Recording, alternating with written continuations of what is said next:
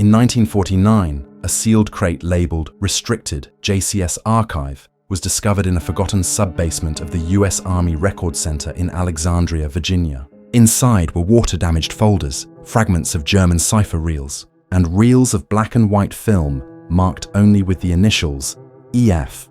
What investigators uncovered over the next 3 decades was a tangled chain of wartime vanishings, erased operations, and intelligence exchanges that defied official explanation. Each file bore the stamp compartmentalized, access level Omega, and each story seemed to link to the same buried trail that began in the final days of the Third Reich. The files would come to be known under one chilling term whispered in debriefings between Allied officers and Cold War analysts alike: the Eisenfall Record. Chapter 1: The Vanishing of Operation Eisenfall. On April 6, 1945, a British reconnaissance flight over Thuringia captured aerial photographs of a freight train moving east through the Kamweg Valley under heavy camouflage netting. Analysts at Bletchley Park initially dismissed the sighting as an evacuation of wounded personnel. However, the train was later identified by field intelligence as belonging to Transport Group 7, a division of the Reich Main Security Office tasked with classified material relocation. The convoy's codename, taken from decrypted Enigma traffic, was Eisenfall.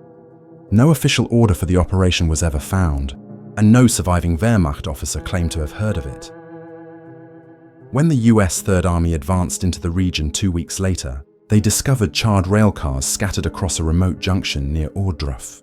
Among the wreckage were fragments of tungsten alloy crates and scorched paper bearing the insignia of the Forschungsamt, the Reich's Intelligence Research Bureau. Witnesses described an acrid chemical smell that lingered for days.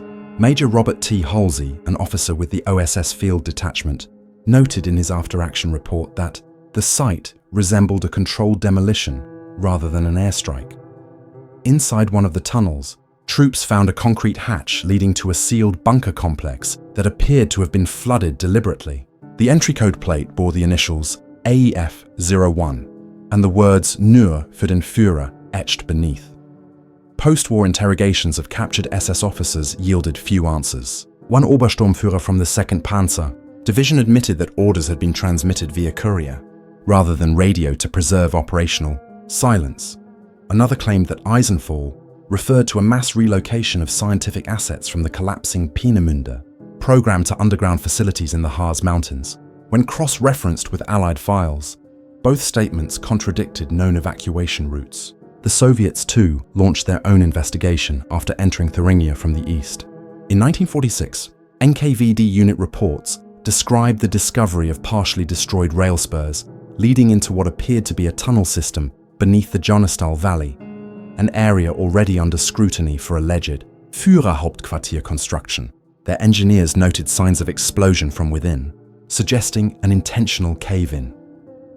Declassified safe haven memoranda from 1947 revealed a joint Anglo-American survey of the Jonestal site under Operation Unraven, led by Colonel David E. Thorne of the US Army Corps of Engineers. The team retrieved 3 cylindrical containers encased in vitrified soil, likely subjected to intense heat. Inside were components resembling electrical coils wound with silver wire, and an alloy later identified as a tungsten-chromium composite, unknown to contemporary metallurgical catalogues. All documents concerning the material's composition were classified at the top-secret atomic level and refiled under Project Safe Haven Annex 7, which has since vanished from public archives. Rumors of Eisenfall persisted throughout the early Cold War. In 1951, a former Gestapo archivist approached American occupation authorities in Frankfurt, claiming to possess microfilm copied from the original operation orders. The man, Ernst Kluge, was found dead in his apartment 2 days before his scheduled debriefing. His effects contained a partially burned note reading, "Eisenfall, Ohrdruf, continued under new name."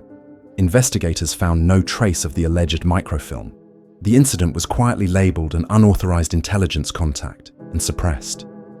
By the 1960s, fragments of Eisenfall references began surfacing in both CIA and KGB analytical digests, often connected to reports of unaccounted German scientific personnel. One CIA memorandum dated March 14, 1963, refers to Operation E assets transferred to Eastern Bloc Technical Bureau under Soviet supervision, presumed Peenemünde veterans.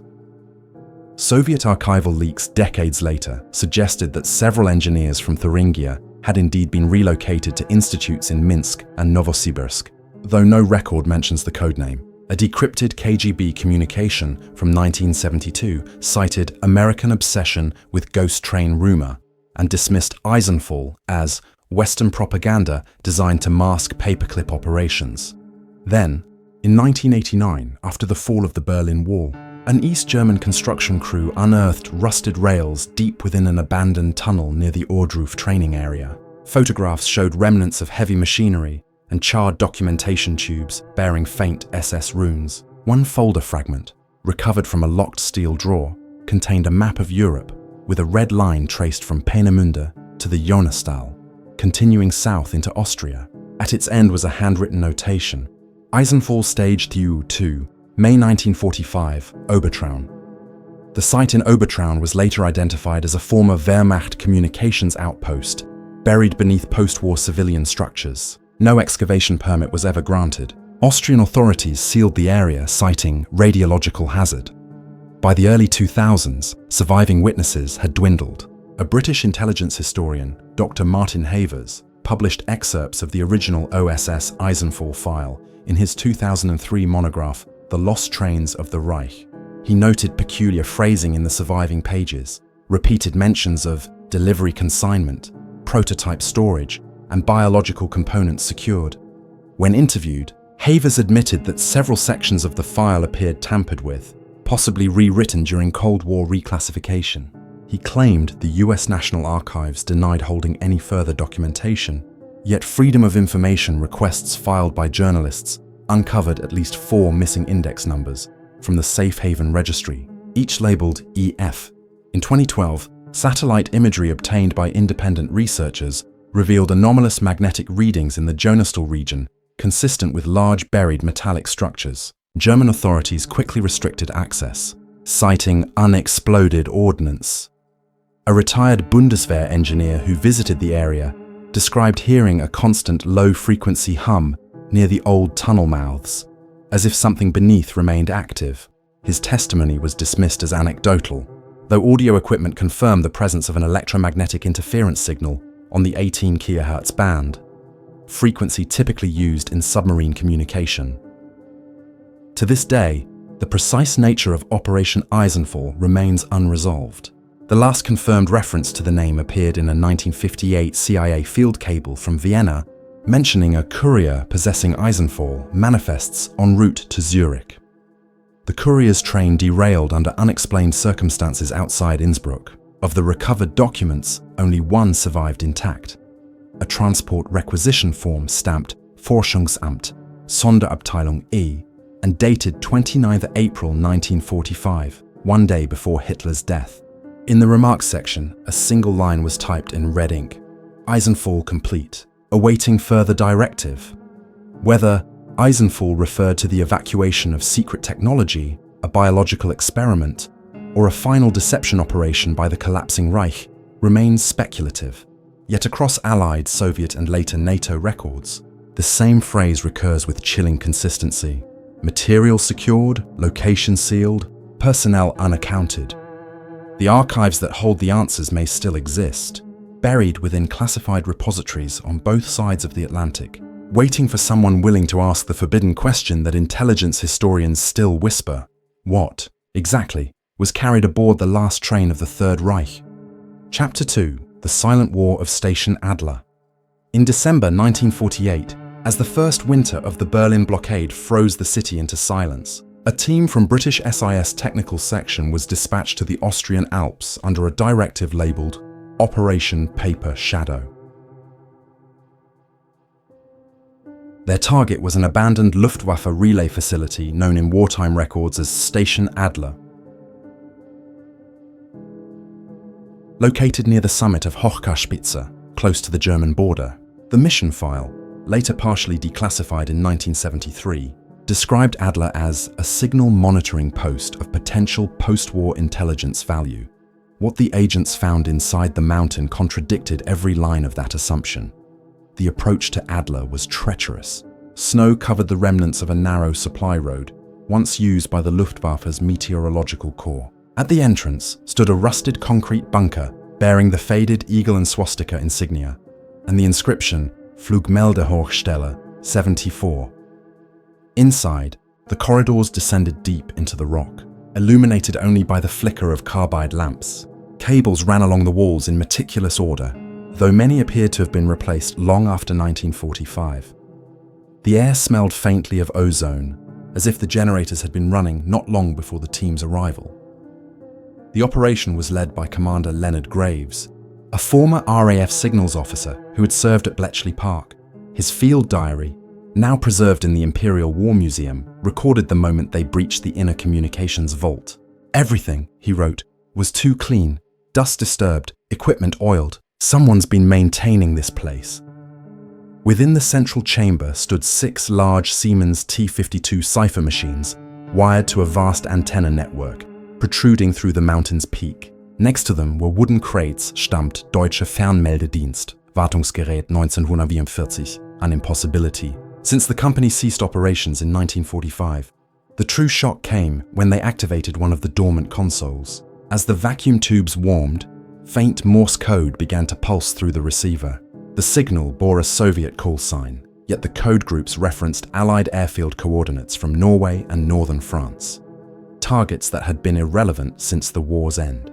The messages were time-stamped, 1948, 11:23, and signed with the prefix Adler 4. Graves halted the test immediately, fearing interception. His field notes conclude with the words, "We are not alone in this mountain." Upon returning to Vienna, Graves filed a restricted report to MI6's Directorate of Scientific Intelligence. Within days, the entire Paper Shadow team was reassigned, and the Austrian authorities officially sealed the Adler site. The operation was removed from SIS registry under the justification of incomplete intelligence value. Yet internal memoranda uncovered decades later in the Q archives revealed that copies of the intercepted Adler transmissions had been forwarded to Washington. There, under Project Archive Blue, CIA analysts confirmed that the voices on the reels were not German at all, but English and Russian speakers using post-war encryption patterns, specifically the Soviet M125 Fialka machine and the US Navy's CSP-878 system. Neither device existed during the war. What this suggested was deeply unsettling. Station Adler had been reactivated, transmitting genuine Cold War traffic by unknown personnel using hybrid Allied-Soviet cipher technology. In a confidential CIA memorandum dated February 2, 1949, Deputy Director Roscoe Hillenkatter wrote, "The possibility exists of a transnational signal relay operated by remnants of German technical staff acting under dual patronage. Further investigation denied by policy." The file was stamped closed, no further action. In 1950, a Soviet GRU patrol entered the Hochkaspitze region following rumors of Western eavesdropping installations. According to Austrian police records, a brief skirmish occurred near the site's perimeter. 3 Soviet soldiers were killed, and the surviving officers reported hearing Anglo voices from within the mountain. The incident was never acknowledged publicly. Within a month, an avalanche buried the entrance entirely, effectively erasing Station Adler from maps. For decades, Adler was dismissed as a Cold War myth. Then, in 1979, a defector from East German intelligence, identified only as Agent R212, told his CIA debriefers that he had once handled documents referring to a project, Adlerhof. He described it as a clandestine signal relay, maintained jointly by unaffiliated German technicians operating outside official Soviet oversight, broadcasting coded traffic to both NATO and Warsaw Pact frequencies. When shown photos of the Hochkaspitze region, he identified the same ridgeline without hesitation. "That's where it began," he said. "The silent war that never ended." Later that year, a retired American signals officer, Captain Alan Reeves, came forward claiming to have monitored unexplained transmissions from the Alps during his 1952 posting at the Feldkirch listening station. "They were repeating patterns," Reeves told journalists. "Every few weeks, same frequency, same burst codes, almost like a heartbeat." When asked why he hadn't reported it at the time, Reeves replied, "We did. But Washington said it was atmospheric interference." The transmission logs he kept in a personal notebook matched the last known Adler frequency, 18.5 mm. By the 1990s, amateur radio enthusiasts began detecting faint signal bursts from the same frequency range during winter months, always originating near the Austrian-German border. Some claim to hear fragments of speech beneath the static. English words distorted by distortion and echo, interspersed with brief bursts of Slavic phonemes. The pattern repeated every 27 days. Military analysts dismissed it as ionospheric reflection, though the spectral analysis performed by independent researchers revealed modulation consistent with early cipher burst transmission. In 2008, mountaineers exploring the Hochkarspitze slope uncovered a partially collapsed ventilation shaft. Inside were corroded metal stairs leading to a sealed steel door with the remnants of a German eagle emblem. The area was cordoned off by Austrian authorities within hours of the discovery. Officially, the site was classified as a wartime munitions hazard. Unofficially, seismic sensors installed nearby recorded rhythmic vibrations beneath the rock, as if heavy equipment deep underground still operated. Journalists attempting to investigate were threatened with prosecution under Austrian state security law. The last known reference to Station Adler appeared in a 2015 NATO intelligence briefing marked "Restricted, Eyes Only." A single line summarized the issue: unexplained frequency persistence from defunct alpine coordinates, potential autonomous relay artifact, origin undetermined. When a Freedom of Information request sought to clarify the matter, the response returned read simply, "Records related to Paper Shadow remain under seal for reasons of ongoing operational security." Commander Graves never spoke publicly about what he found. He retired from SIS in 1952, citing nervous exhaustion, and lived in isolation until his death in 1971. Among his personal papers, declassified after his estate sale, investigators found a torn piece of radio log dated January 12, 1949.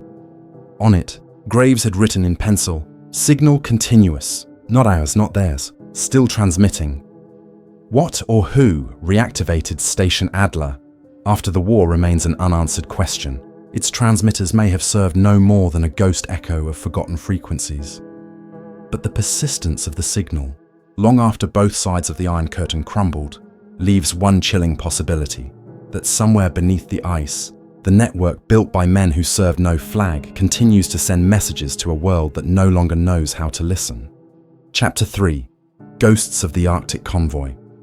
In February 1983, the British oceanographic vessel Res Endurance was conducting sonar mapping off the coast of Murmansk when its instruments registered a long, metallic echo buried beneath the seafloor at a depth of nearly 200 meters. Initially catalogued as a glacial formation, the anomaly caught the attention of naval historians on board who noted its distinct, elongated hull signature, consistent not with geology, but with a sunken submarine. A joint Anglo-Soviet dive was authorized under the pretext of marine research.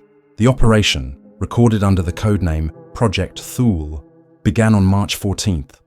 What they found below the ice was a ghost from a war 4 decades gone. The wreck rested upright in the silt, remarkably intact, its conning tower bearing the faint insignia of the Kriegsmarine. The numbers, U-977, had been crudely painted over with black tar, and no record existed of any such U-boat in wartime registries. The logbooks of the 11th U-boat flotilla, to which the craft appeared to belong, ended abruptly in March 1945, when the unit was officially dissolved. Divers reported that the steel appeared newer than expected, as though constructed after 1944, but using pre-war design schematics. Inside the pressure hull, they discovered sealed canisters marked Geheimhaltungsstufe 1, Germany's highest secrecy classification. The canisters were frozen solid, but when thawed, revealed documents written in both German and Cyrillic. Those documents, later photographed before Soviet seizure, referenced Operation Neptunfeld, a mission allegedly initiated in the final weeks of the war. The stated objective: to intercept convoy elements bearing strategic material of radiological significance. The convoy's route matched that of the historic Arctic supply lines between the United States and the Soviet Union. Yet the final log entry, dated May 7, 1945, contradicted every assumption.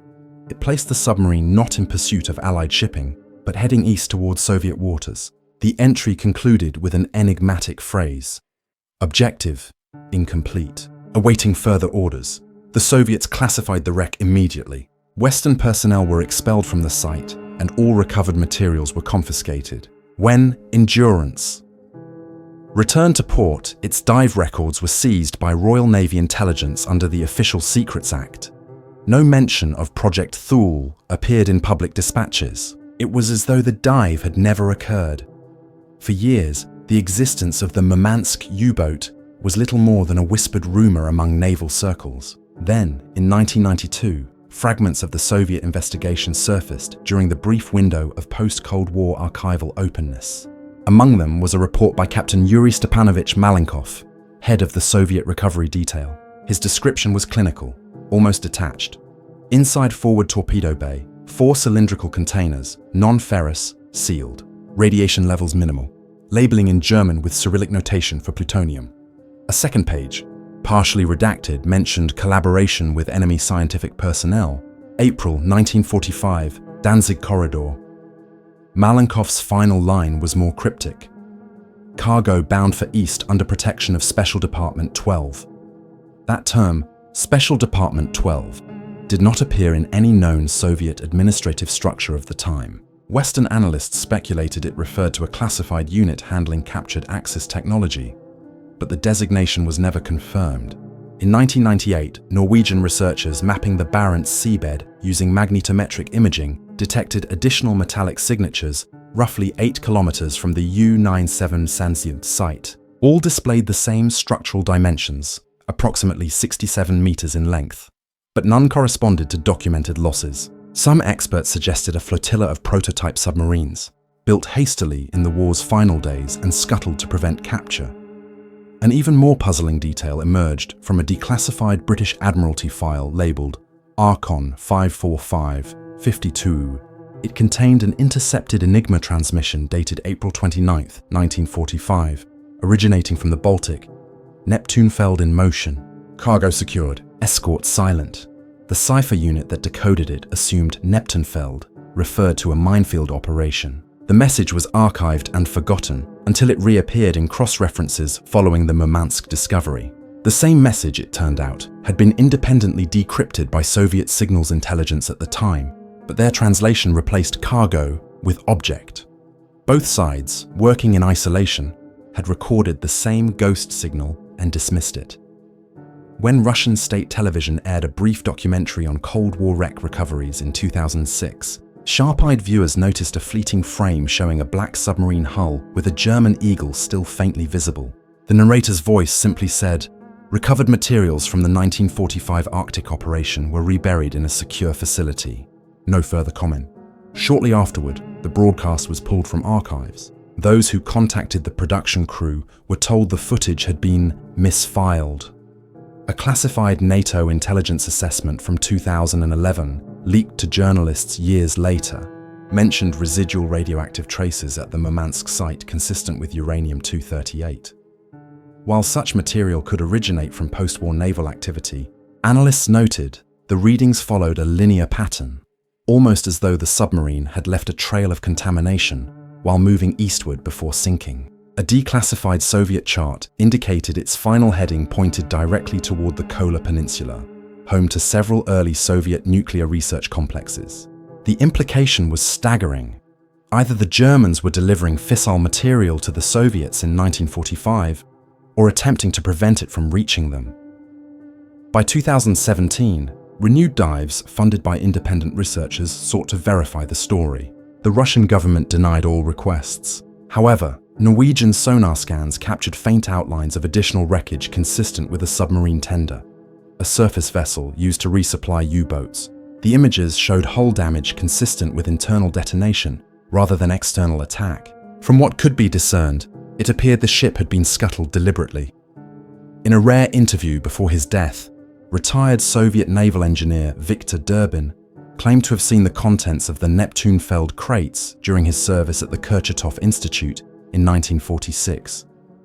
"It was not a weapon," he said quietly. "It was an energy source, a German design, incomplete. The Americans wanted it too." He refused to elaborate further. no conclusive proof of Operation Neptunfeld has ever surfaced. Yet the threads connect across decades and continents. A missing flotilla, intercepted radio messages, German and Soviet collaboration in the war's dying days. Theories abound that the U-boats carried atomic prototypes, or perhaps material evidence of wartime scientific exchanges suppressed by both victors. Officially, the wreck near Murmansk remains unidentified, sealed beneath silt and ice. Unofficially, it is referred to in naval circles as the Ghost Convoy, a name whispered in intelligence. Briefings whenever unexplained maritime readings are detected in the Arctic. Some divers who visited the coordinates claim their instruments malfunctioned inexplicably, compasses spinning despite calm conditions. Others report hearing faint mechanical noises, clicks like Morse taps, emanating from below. Whether real or imagined, these echoes lend chilling resonance to the last line of the submarine's surviving log, preserved in a blurred photograph before Soviet confiscation, awaiting further orders. It is dated May 9, 1945, 2 days after Germany's official surrender. No one knows who those orders were meant for, or if they were ever received. Chapter 4. Project Morning, Star, the Atomic Disguise. Between 1946 and 1951, across the fragmented ruins of post-war Bavaria, the United States Air Force operated a chain of unmarked research facilities under the supervision of the Army Air Materiel Command. Officially, they were designated as meteorological outposts, collecting atmospheric data to improve flight performance in Europe's volatile air currents. Unofficially, they were the heart of a clandestine program known internally as Project Morning Star, a name that would never appear in any declassified index. The operation's origins trace back to a discovery made in June 1945 inside a flooded bunker near Lake Toplitz, Austria, one of many sites scoured by Allied investigators for remnants of Nazi scientific experiments. The bunker, once belonging to SSW Forschungsgruppe 8, contained containers of silvery liquid sealed in glass ampoules and labeled only Sonnenlicht, German for sunlight. Chemical analysis performed by a joint Anglo-American team revealed an isotope of unknown composition, emitting faint but consistent radiation without measurable heat. Dr. Charles Edmund Lane, an American physicist attached to Operation Paperclip, described the material as energetic but inert, like a sun imprisoned in glass. His findings never reached the public record. Instead, he was quietly reassigned to the newly formed US Air Force's Technical Division in Wiesbaden, where Morning Star was formally established under Project 819D. According to internal memos uncovered decades later, the mission of Morning Star was to reverse engineer Sonnenlicht for potential applications in high-altitude reconnaissance and atmospheric energy dispersal. To conceal the project, 5 Bavarian research stations were established between 1946 and 1949 under the cover of weather observation posts. The most significant of these, Facility A3 near Regensburg, was constructed directly atop a former Luftwaffe radio relay station. Its personnel roster consisted entirely of paperclip scientists, Germans with expertise in radiation chemistry and radar engineering, supervised by US Air Force officers using assumed names. Local residents were told the site monitored climate patterns for agricultural purposes. Few believed it. Declassified correspondence between Colonel Victor Hastings, head of USAF Technical Command Europe, and the Atomic Energy Commission, AEC, paints a more disturbing picture. A letter dated March 4, 1948, warns that Material S exhibits unstable luminous emissions under electromagnetic excitation. Containment failure would result in long-duration ionization of surrounding atmosphere. Another memo, handwritten and unsigned, reads simply, "Proceed with field test. 22nd of April. Remote detonation protocols. Active." The coordinates corresponded to a remote valley south of Regensburg, still off-limits today due to residual contamination. Eyewitness. Accounts from local villagers reported a brilliant light over the valley that evening, described as the sun rising at night. The glow persisted for 2 days, accompanied by the sudden death of livestock and an unexplained interference in local radio signals. American military police arrived within hours, sealing the area and confiscating all film and cameras. Official reports attributed the phenomenon to meteorological inversion coupled with light refraction. The cover story held, but whispers spread through the US occupation forces. Something had gone wrong. A technician identified as Sergeant First Class Robert Klein later testified under oath before a closed congressional inquiry in 1952. His deposition, unsealed in fragments years later, contains the following statement. "We were told to monitor the luminous zone. It pulsed in rhythm. 3 beats, pause, 2 beats, pause, almost like a signal. The air shimmered. When it ended, the instruments all failed at once. Then the order came, erase all tapes." Klein died in a car crash en route to his next posting 2 weeks later. By 1950, the Regensburg site was quietly dismantled.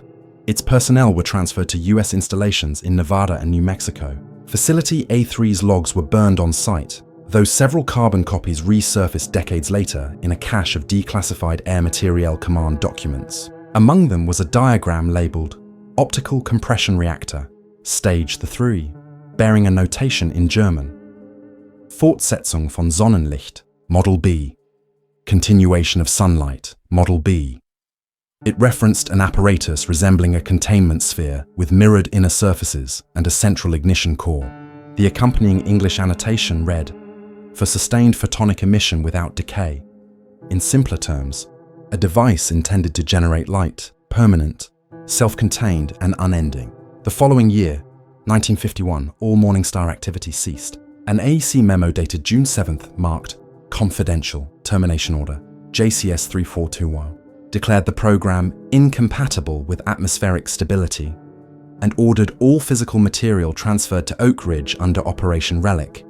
Yet no shipping logs exist to confirm the transfer. When a Senate Oversight Subcommittee later sought clarification on unaccounted AEC materials from Europe, the term Morningstar did not appear in any inventory. In 1974, a declassified USAF briefing surfaced during a Freedom of Information audit, containing one curious entry.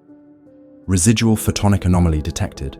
Regensburg sector, trace ionization continues at 0.03 rads-Hz. The memo concluded that lingering effects of Morningstar detonation were within acceptable limits, but independent readings conducted by German environmental agencies in the early 2000s still recorded radiation spikes along the same ridge, despite the absence of any known reactor material. Dr. Ingrid Keller, a physicist who led a 2009 private investigation into the Morningstar legacy, obtained a surviving logbook from one of the German scientists involved. Its final entry, written in careful Gothic script, reads, "Wir haben das Licht nicht kontrolliert, es kontrollierte uns." We did not control the light, it controlled us. Soon after her findings were published in a small academic journal, Keller vanished while traveling from Munich to Vienna. Her luggage, when later found, contained only the logbook and a fragment of transparent glass glowing faintly under ultraviolet light. Today, the former Facility A3 site lies fenced off and unmarked, patrolled by the Bundeswehr under an environmental protection ordinance. Visitors who stray too close report a faint humming sound in the air, perceptible only at dusk. At night, locals claim the outline of the surrounding hills glows softly for a few seconds before fading away. Official reports continue to describe the area as a remnant of Allied munitions disposal. Yet among the few surviving files in the US National Archives, one final note appears at the bottom of the Morningstar dossier, written in a different hand from the rest. It reads, "Project terminated by Joint Chiefs Order. Subject material too unstable to conceal. Light persists." No signature follows, only the date, July 12, 1951. Whether Morningstar represented an early experiment in radiological containment or a failed attempt to harness technology looted from a dying regime remains uncertain. But the traces endure, silent proof that some lights born in war refuse to fade, no matter how deeply governments try to bury them beneath the convenient phrase, classified atmospheric research. Chapter 5, The Shadow Archives of Operation Lantern. In the winter of 1961, at the tense heart of a divided Berlin, a Soviet defector emerged from the fog at Checkpoint Charlie carrying 2 aluminum canisters sealed with lead tape. His name was Sergei Petrovich Lobanov, a mid-level archivist attached to the KGB's Directorate of Scientific Research. When Western intelligence opened the canisters, they found microfilm reels marked in English, "Lantern files, do not copy." Within days, the man was dead, poisoned in what the coroner described as acute systemic failure. The reels vanished into NATO custody. What they contained and the history they implied would haunt intelligence officers for decades. The microfilm, images, those few that survived before official suppression, documented joint meetings between Allied and former Wehrmacht officers in occupied Europe between 1946 and 1948. The participants wore no insignia and used only code designations: Black Lion, Concorde, and Rabenfeld. Each file bore the header Operation Lantern, Joint Research Initiative on Post-Conflict Behavior Modification. The implications were immediate and disturbing. The program appeared to have merged Nazi interrogation and indoctrination, techniques with Western intelligence psychological studies under the guise of rehabilitative experimentation, cross-referencing. Fragments of the Lantern files with declassified OSS and MI6 records reveals several names that should never have met across post-war boundaries. Among them, Dr. Otto Sievers, formerly of the SS Ahnenerbe's medical division, presumed executed in 1946, and Major William R. Comstock, a US Army intelligence officer later attached to the CIA's Behavioral Operations Branch. One meeting, held in Brussels in February 1947, outlined subject reconditioning protocols utilizing compound LV-21, a drug identified decades later as an early prototype of lysergic acid derivatives. The minutes listed both Allied and Soviet observers. Lantern, it seemed, had not been a single-nation enterprise. It was a convergence of rival powers united by shared scientific opportunism. By 1950, the operation had shifted underground. The surviving records mention a facility outside Frankfurt, codenamed Site Veritas, operated by a front organization called the European Psychological Research Council. Test subjects, many drawn from displaced persons camps, were subjected to prolonged sensory deprivation and suggestion under chemical influence. One surviving memo, signed by Colonel Comstock himself, declared, "Target is permanent suppression of ideological identity, replacement with controllable loyalty impulse." The Soviet Mirror program, referred to in captured GRU documents as Project Zorka, used nearly identical methods. Both projects cited a common origin point. Source protocols. Lantern Chance 46. The deeper one traces the Lantern network, the more the records dissolve into fragments, initials, and blank pages. In 1953, NATO's Supreme Headquarters compiled a classified review under the code Directive 303, Unauthorized Behavioral Experimentation. Its findings, sealed for 50 years, concluded that multiple intelligence services engaged in parallel activities using identical operational terminology, likely derived from a pre-existing wartime archive. That archive was believed to have originated from German research seized by Allied forces in 1945, possibly from the same cache, later linked to Operation Eisenfall. In 1976, a German journalist, Helmut Krauss, published an exposé claiming to have uncovered remnants of the Lantern archives in a disused British military depot near Kassel.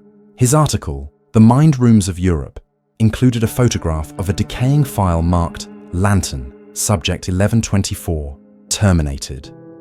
The accompanying notes described a man who spoke fluent Russian, English, and German, but could recall no personal history before 1948. Krauss died 3 weeks later when his apartment caught fire. The files, once again, disappeared. Survivors of Cold War psychological programs occasionally referenced Lantern procedures during later debriefings, though the terminology had been sanitized into phrases like deep conditioning or adaptive persuasion. A declassified US Air Force memorandum from 1958 admitted that techniques derived from European projects conducted 1946-47 continue to inform current behavioral control methods. No direct citation followed, but in the margin of one photocopy, an anonymous reviewer had scrawled, "Lantern never went out." One particularly haunting piece of evidence emerged from the Soviet archives after the fall of the USSR. A document from 1949, bearing Stalin's personal notation, described an exchange program between Soviet and Western scientists for the purpose of neutralizing ideological resilience through scientific re-education. The attached code was LNT-12. When British historians attempted to access related files in 1995, They were informed that all lantern materials had been destroyed in a fire at NATO's Brussels headquarters in 1988. Yet, in an odd twist, an internal Belgian customs report lists transport of sealed diplomatic crates marked LNT, destination undisclosed, dated 1 week before the fire. The psychological legacy of Operation Lantern lingers quietly within modern institutions. Training manuals recovered from US Army archives reference phase conditioning B exercises identical to those outlined in Lantern's early reports. Former CIA officer Robert Leland, interviewed in 2001, recalled hearing the term lantern-born used to describe agents conditioned through extreme stress protocols. It wasn't a code name, he said. It was a warning. By the early 2000s, investigative journalist Mara Ellison traced faint connections between the Lantern network and hospitals in the United States, the UK, and the Soviet bloc that reported parallel psychiatric experiments throughout the 1950s. Her research suggested that data exchanges occurred through neutral intermediaries in Switzerland. In one such case, a Geneva bank vault registered to a dissolved corporation, Helios Export GmbH, was opened in 2003 after half a century. Inside were rolls of undeveloped microfilm, each labeled LNT46 Behavioral Test Set C. Analysts who examined the images under magnification found documentation templates identical to the Lantern format. Allied header stamps overlaid with Soviet classification markings. No government has ever publicly acknowledged Operation Lantern. Official narratives attribute the story to Cold War paranoia, while academics dismiss it as a myth born of overlapping behavioral research projects. Yet the recurring codenames, the consistent formatting of documents across nations, and the identical language of reconditioning suggest otherwise. The final fragment recovered from the Lantern microfilm, once decoded, contained a single English sentence typed over a Soviet watermark. The human mind is the last battlefield, and it must never be free. When asked about the existence of the Lantern archives during a 1998 press conference, a NATO spokesman gave a brief, unsettling reply. No such operation was ever recognized under that name. Then he added, almost as an afterthought, recognition and existence are not always the same thing. Since then, the phrase Lantern Protocol has surfaced only in the classified margins of modern counterintelligence handbooks. A faint echo of a project too large, too compromised and too shared among former enemies to ever be fully erased. And so, buried in sealed vaults across 2 continents, the shadow archives of Operation Lantern remain untouched. Fragments of a post-war alliance built on silence, proof that victory and morality were never the same, and that beneath the rhetoric of liberation, the tools of control merely changed hands, flickering on like the faint, steady light of a lantern that refuses to die out. By the time the Eisenfall record was pieced together, the war it described had already ended twice, once on paper and once in memory. Yet the fragments remained, trains that vanished into mountains, transmitters that whispered long after their masters were gone, wrecks sealed beneath frozen seas, laboratories glowing under false stars, and files written in 2 languages yet loyal to neither. What began as the meticulous accounting of a global conflict had become something else entirely. A ledger of unfinished operations, a map of truths too dangerous to declare.